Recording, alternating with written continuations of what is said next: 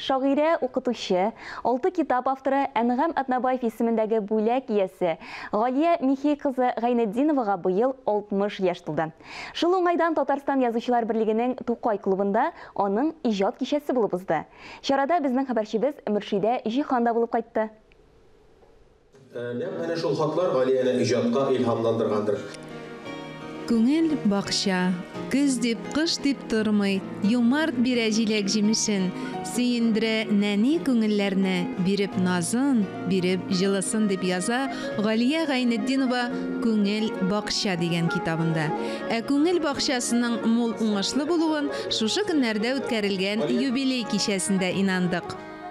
Без Авиациялеш районында эшлибез, иҗат итәбез дип әйтегендә, ул 5нче татар гимназиясендә балалар укыта. Ул нәрсә генә укытмый. Ул рәсем сәнгатендә укыта, ул татар телендә укыта, ул бүтән фәннәрендә 5 бармагыдай белә торган ханым ул. Аның шигырьләр язуына да мин гел хайран калам. Аның бер китаплык шигырьләре хәзер әзер була да куя.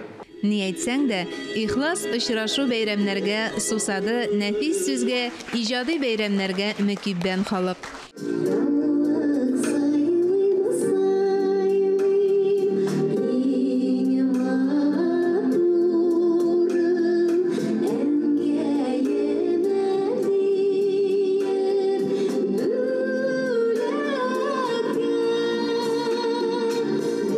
Казанның 5нче гимназиясендә эшләү дәверендә ул иң тырыш, иң актив укытучыларның берсе була. Галия апа белән инде без 2 елга якын иҗади дуслыкта яшибез.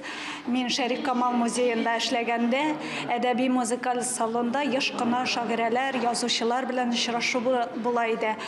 Безне Сания Әхмәтҗанова таныштырды. Ул мәгариф журналында эшли иде һәм ул иҗади укытучыларны бөтенсен берләштереп, бөтенсе белән аралашып торганга күрә, безгә тамашачы буларак укучыларын алып килгән. Татар әдәбиятын яратырга өйрәткән иң мөхтәрәм укытучыларның берсе ул Галия Гайнетдин. Дәрестән тыш тәрбия чараларын язучылар, шагыйрьләр, журналистлар, рәссамнар, артистлар белән очрашулар оештыра. Үземне белә белгәннән бирле Галияне беләм кебек. Галия Гайнетдинова дигән укытучыны беләм һәм шагыйрәне беләм. Менә шулай туры килде инде. Әле ул шигырьләрдә яза башлап кына килгән чагы иде. Мин инде әдәбиятта шактый гына ат уйнаткан кеше. Шул вакытта ук без аралаша идек. Ул якташ буларак килә иде. Мәктәпкә чакыра иде. Ул бик әйбәт әдәбият укытучысы. Әйбәт әдәбият укытучысы дигән сүз инде ул язучылар белән эшли дигән сүз. Менә шушы язучылар белән эшләү процессында ул миңа калса үзе дә мавыгып китеп, шигърияткә ныклап киреп утырды. Әлеге кичәдә дә аның иҗатташлары, замандашлары белән беррәттән яшьләр, студентлар да катнашты. Безнең училищеда укыйсы шушы була инде ул Сүрия. Ой, минем исемем Сүрия булыр. Әйдә, тартынып тормагыз. Менә шунда утырыгыз. Мин нинди кунак булыйм инде. Мин бит монда укырга дип килгән кеше. Туры тулай торакка барыйм дигәнем. Менә бит Фазыл абый җибәрмәде. Нинди юксыз сөйләде инде ул. Төннәләтеп шик шәһәрдә тулай торак эзләп йөриләрмени? Фазыл кара инде куйганда. Әйдә, менә монда утыр, менә монда. Галия Гайнетдинованың Әнгам Атнабаев исемендәге бүләк иясе булуы да бик истәлекле. Ул аның якташы һәм илһамчысы. Шигъри сукмакларын бара-бара зур юлларга алып чыктылар. Адаштырмый, гел яктыртып торды.